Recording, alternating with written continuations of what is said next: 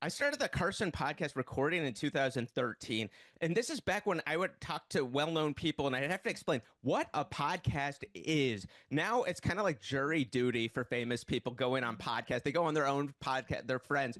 But yeah, I just started this thing and there weren't a lot of podcasts back then. I mean, it was a famous person that had a podcast didn't happen.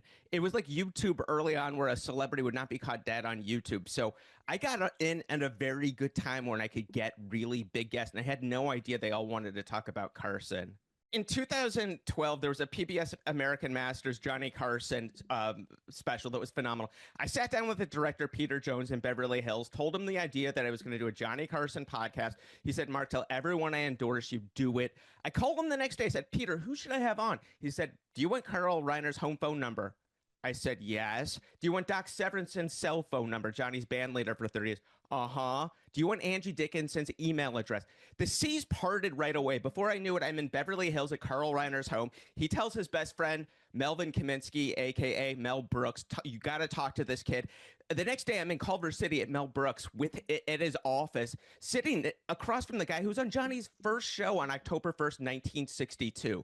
So once all these names started talking to me, it was momentum where other people wanted to tell me their stories. And I had no idea that I picked the subject that everybody would want to talk to. It wasn't only comedians. Someone like Jimmy Buffett told me, Mark, going on Carson was the biggest break of my career, and no one has ever asked about it in decades. You're the first person to ever ask, and I wanted to tell the story.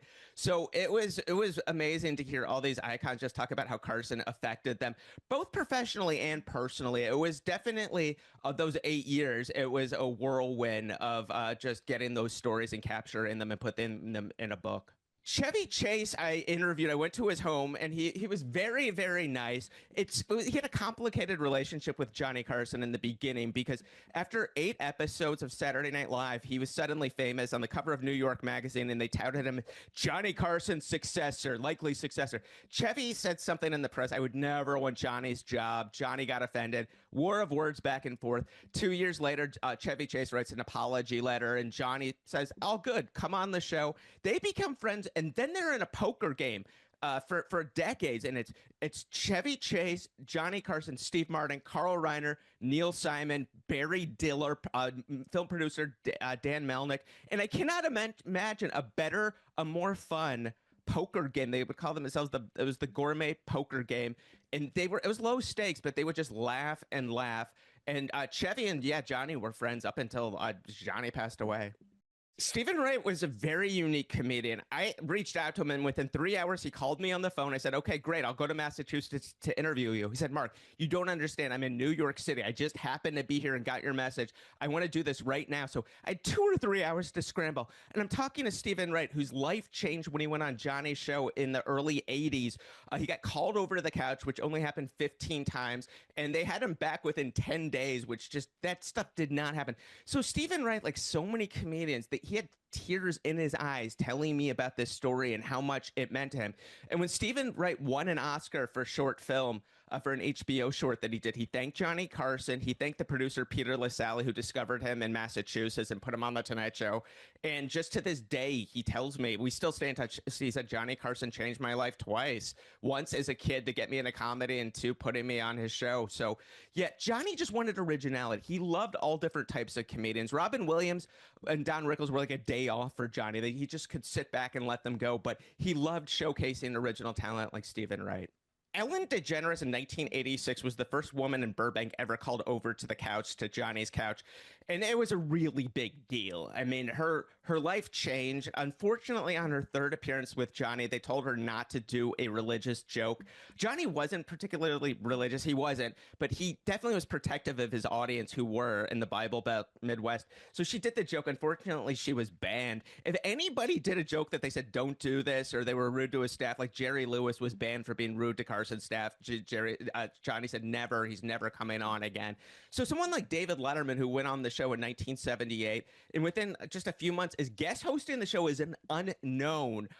Yeah, that was the fastest that's ever happened. And before you knew it, Dave had a show on NBC, a morning show, and then he was had his own show that Carson produced. But even Letterman, every time he went into Carson's studio, was so nervous that he was going to say something wrong or do something with Johnny. And he, even though they were friends and they played tennis sometimes and would talk on the phone, and yeah, he was his hero. He definitely could never be comfortable with Johnny, but yeah, it was definitely the people that there was a gratitude about it. Someone like a Drew Carey, tears in his eyes, telling him what Carson did for him to get another called over to the couch. And just these people worked years. They moved across the country. Dave Letterman got in 1973, got in a red pickup truck, drove across the country to try to get on Johnny Carson's show. And they spent years for this 5 minutes to get on the show. And some people did amazing. Other people did just okay, but the people that did amazing, their lives were changed. But someone like Jay Leno, who did really, really well, he got himself into trouble, which is that Johnny wanted him on so much that after 5 appearances with Johnny, he had no more material. You went on that show, you needed to be prepared with several, at least 4 appearances, and Jay ran out of material and bombed once or twice, and then didn't do great. And Johnny said, "This guy will never be on our show again." So Jay wisely started going on David Letterman's NBC 1230 show, got smoking hot, red hot. In 1986, Johnny changed his mind and said, "Jay, we'll have you back on the show," which Johnny didn't change his mind almost ever. And Jay, to his credit, was very wise and said, "I'll come back, but I want to guest host the show." So they gave him 2 guest host shots and he did very well. And we all know what happened with Jay Leno guest hosting The Tonight Show. He got The Tonight Show, took over from Johnny Carson. Rodney Dangerfield was doing stand-up before he was really famous. He might have still been Jack Roy back then and not Rodney Dangerfield. He was doing stand-up, and one of the Johnny Carson writers was in the audience, and apparently Dangerfield was watching Johnny's show the next night, and Johnny did one of Dangerfield's jokes. Dangerfield wrote a letter to Johnny, very nasty, 4-letter words, and Johnny said, "This guy's never going to be on my show."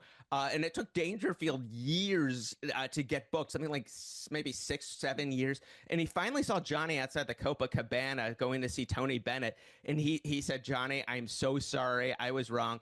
And he took Johnny from this long, long line through the kitchen entrance to the Copacabana in the main showroom. And this was really nice for Carson. But Johnny said, "Fine, you can do my show, but I'll never call you over." But he was such a powerhouse. Johnny had no choice, but he called Dangerfield over. And then there was lots of love there. I mean, Dangerfield would not do the show unless he had a killer 50 jokes. He was very superstitious. He would take cardboard from a dry cleaner from his shirts, and he would write down the jokes on that piece of cardboard, and he kept them all. His widow, Joan Dangerfield, has all the cardboard, all 80 from the appearances, and he would just annihilate. He was one of the best comedians. To this day, if you go on YouTube, Dangerfield and Carson, those clips, millions of views. They're just as funny as they were back then, decades ago. But then in 1983, unfortunately, Johnny Carson, he would talk on The Tonight Show that he had a drinking problem. He struggled with drinking, and he was unfortunately intoxicated at a comedy club. Dangerfield helped Johnny get home, and Johnny never thanked Rodney Dangerfield, and Dangerfield got offended that Johnny never thanked him. One of Dangerfield's friends said, "Johnny doesn't even remember that this even happened, that you helped him." But Dangerfield wouldn't do the show for about 7 years until Johnny's final months, and he was promoting a movie and got nostalgic, and he finally went back with Johnny in 1992, and it was like no time had passed, and he was Rodney Dangerfield again, and it was such a bittersweet thing to see Dangerfield and Johnny back together before Johnny signed off. So Doc Severinsen was with Johnny for something like 27 years. He's in Tennessee. He's 98. We talk on the phone sometimes. He told me no day goes by where he doesn't think about Johnny and what would Johnny do in this situation. And him and Johnny were friends. They'd vacation in Mexico. But it was one of those things where Doc accidentally in the 60s wore a very colorful, flashy outlet, and Johnny made fun of it.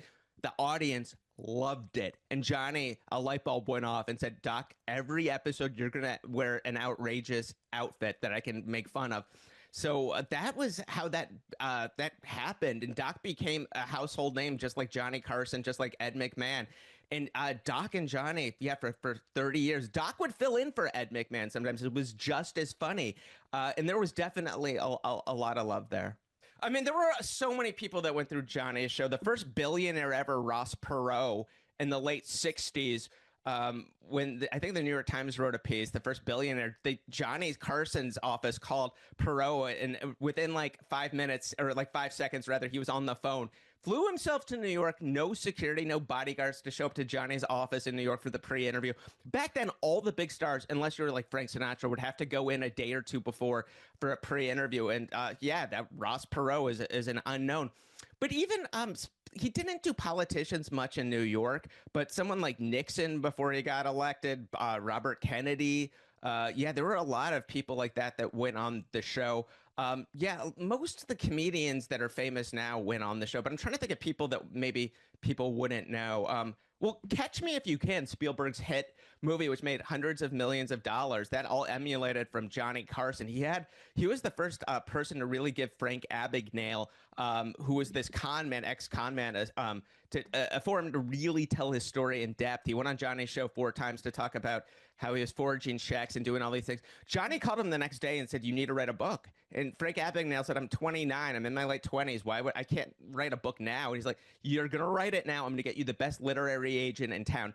The book became Catch Me If You Can, and eventually, became this movie. Leonardo DiCaprio with Spielberg, and they say Spielberg, all of them said it never would have happened without Johnny. It became a Broadway hit, became a best-selling book and movie, and that all started from Johnny. The power of Carson. When somebody would go on with a book, with a movie, he could just launch these unknown people. There was this guy I talked to. He was a practicing attorney in Michigan. He would play songs with his hands. He was called a manualist, and he could play with the air in his hands. He could play songs. He quit his job as an attorney from going on Johnny Carson till he was playing Las Vegas casino lounges and making more money than being a practicing lawyer playing Vegas. And that all started from Johnny Carson. So he had that power to take somebody that was not famous, that had a talent like that, and make them a star. That was the power. It really, unfortunately, doesn't exist today on late night shows. But back then, somebody could go on that show, and the power of Carson would change them.